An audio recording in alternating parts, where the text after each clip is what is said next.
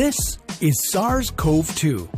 It belongs to the family of coronaviruses named for the crown-like spikes on their surfaces. SARS-CoV-2 can cause COVID-19, a contagious viral infection that attacks primarily your throat and lungs. What actually happens in your body when you contract the coronavirus? What exactly causes your body to develop pneumonia? And how would a vaccine work? The coronavirus must infect living cells in order to reproduce. Let's have a closer look. Inside the virus, genetic material contains the information to make more copies of itself. A protein shell provides a hard protective enclosure for the genetic material as the virus travels between the people it infects. An outer envelope allows the virus to infect cells by merging with the cell's outer membrane. Projecting from the envelope are spikes of protein molecules. Both a typical influenza virus and the new coronavirus use their spikes like a key to get inside a cell in your body, where it takes over the cell's internal machinery, repurposing it to build the components of new viruses. When an infected person talks, coughs, or sneezes, droplets carrying the virus may land in your mouth or nose and then move into your lungs. Once inside your body, the virus comes in contact with cells in your throat, nose, or lungs. One spike on the virus inserts into a receptor molecule on your healthy cell membrane like a key in a lock. This action allows the virus to get inside your cell. A typical flu virus would travel inside a sac made from your cell membrane to your cell's nucleus that houses all its genetic material. The coronavirus, on the other hand, doesn't need to enter the host cell nucleus. It can directly access parts of the host cell called ribosomes. Ribosomes use genetic information from the virus to make viral proteins, such as the spikes on the virus's surface.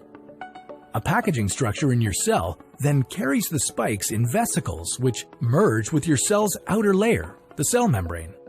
All the parts needed to create a new virus gather just beneath your cell's membrane. Then, a new virus begins to bud off from the cell's membrane.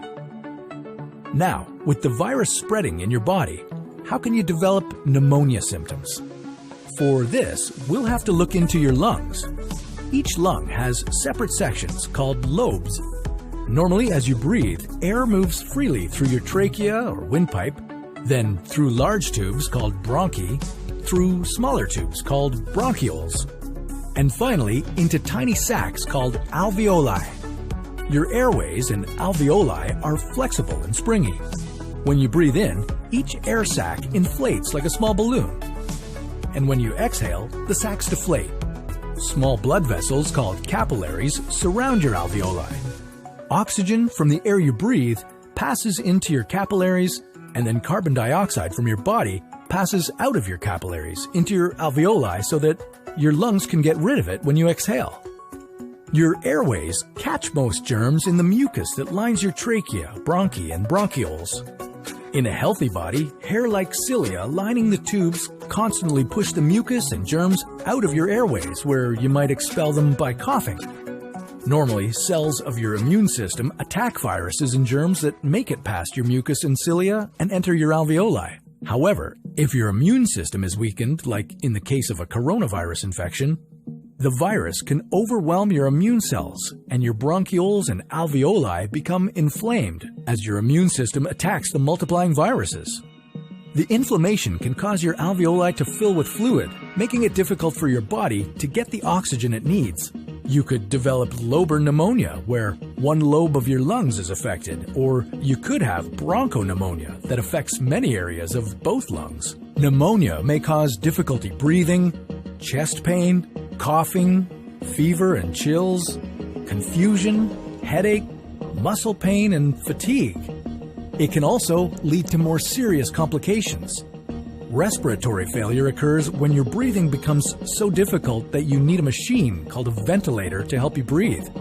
These are the machines that save lives and that medical device companies currently ramp up production for.